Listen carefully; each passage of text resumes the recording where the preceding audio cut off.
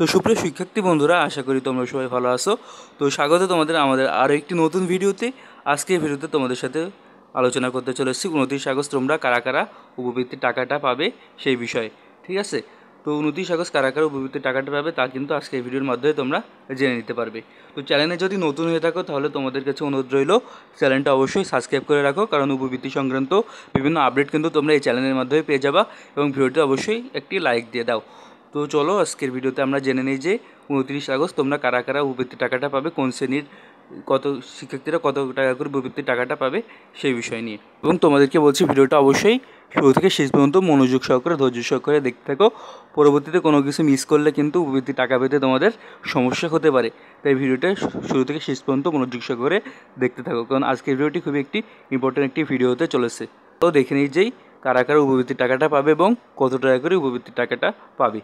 তো সুপ্রিয় শিক্ষার্থী বন্ধুরা, 29 আগস্ট তোমরা কারা কারা উপবৃত্তির টাকা পাবে। তো শিক্ষা মন্ত্রণালয়ের তত্ত্বাবধানে পরিচালিত শিক্ষা সহায়তার কর্মসূচির আওতায় 2025 সালে 29 আগস্টে কারা কারা উপবৃত্তির টাকাটা পাবে সেই বিষয় নিয়ে কিন্তু এখন তোমাদের সাথে আলোচনা করতে চলেছি। তো তোমাদের এই উপবৃত্তির টাকা কিন্তু তোমাদের বিকাশ, নগদ, রকেট উপায় অথবা ব্যাঙ্ক অ্যাকাউন্টের মাধ্যমে তোমাদেরকে প্রদান করা হবে। এখন প্রশ্ন হলো যে কারা কারা তোমরা উপবৃত্তির টাকা পাবে এবং কত টাকা করে তোমরা এই উপবৃত্তির টাকাটা পাবে। ঠিক আছে, তো দেখো, চতুর্থ ও পঞ্চম শ্রেণীর শিক্ষার্থী তোমরা যারা রয়েছে তোমরা এই উপবৃত্তির টাকাটা পাবে। সেক্ষেত্রে তোমরা উপবৃত্তির টাকা 900 টাকা করে পাবে। তবে এই উপবৃত্তির টাকা পাওয়ার জন্য অবশ্যই তোমাদের বিদ্যালয়ে নিয়মিত অধ্যয়ন করতে হবে এবং উপস্থিত থাকতে হবে এবং মনোযোগী শিক্ষার্থী হতে হবে। আচ্ছা, নবম শ্রেণীর শিক্ষার্থীরা তোমরা 29 আগস্ট উপবৃত্তির টাকাটা পাবে। মাধ্যমিক বিদ্যালয়ে অধ্যয়নরত যে সকল শিক্ষার্থীরা রয়েছে তোমরা 1500 টাকা করে এই উপবৃত্তির টাকাটা পাবে।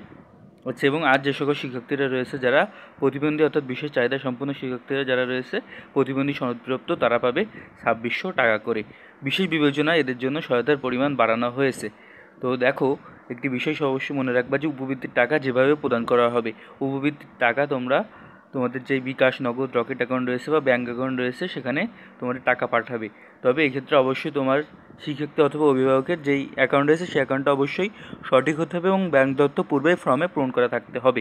আচ্ছা, দেখো যে উপবৃত্তির টাকা পেতে যেই শর্তগুলো তোমাদের পূরণ করতে হবে, নির্ধারিত উপবৃত্তির যে ফর্মটা রয়েছে সেই ফর্মটা পূরণ করতে হবে, বিদ্যালয়ের যে উপবৃত্তির খাতা রয়েছে সেই উপবৃত্তির খাতায় তোমার নামটা থাকতে হবে, নিয়মিত উপস্থিত এবং সন্তোষজনক ফলাফল থাকতে হবে। আর বিশেষভাবে যে জিনিসটা দেখবা যে উপবৃত্তির টাকা পাওয়ার জন্য কিন্তু তোমাদের মোবাইল বা যে ব্যাঙ্ক অ্যাকাউন্ট রয়েছে সেই তথ্য অবশ্যই সঠিক ও সচল হতে হবে। অর্থাৎ যাদের তালিকায় নাম থাকবে না অথবা ভুল তথ্য থাকবে তারা কিন্তু কোনোভাবেই উপবৃত্তির টাকাটা পাবে না। এখন যদি কোনো সমস্যা হয়ে থাকে সেক্ষেত্রে উপবৃত্তি সংক্রান্ত যে কোনো তথ্য জিজ্ঞাসা বা সহায়তার জন্য তোমরা বিদ্যালয়ের প্রধান শিক্ষক বা দায়িত্বপ্রাপ্ত শিক্ষকের সঙ্গে যোগাযোগ করবে। আচ্ছা, এখানে দেখো যে শিক্ষার্থীদের এই অর্থ পড়াশোনা করে চালিয়ে যাওয়ার জন্য একটি সহায়তা, তাই শিক্ষার্থী এবং অভিভাবকদের দায়িত্বশীলভাবে ফর্ম পূরণ করা ও তথ্য যাচাই ও জমা করে দেওয়ার জন্য অনুরোধ করা হচ্ছে। তো এই ছিল আজকের ভিডিওটি ভালো লাগলে তোমরা অবশ্যই ভিডিওতে লাইক দিয়ে চ্যানেলটা সাবস্ক্রাইব করে রাখবা, কারণ আমি কিন্তু আগেই তোমাদের বলেছি যে উপবৃত্তি সংক্রান্ত বিভিন্ন আপডেট কিন্তু তোমরা এই চ্যানেলের মাধ্যমেই পেয়ে যাবে পরবর্তীতে, তাই চ্যানেলটা অবশ্যই সাবস্ক্রাইব করে রাখো।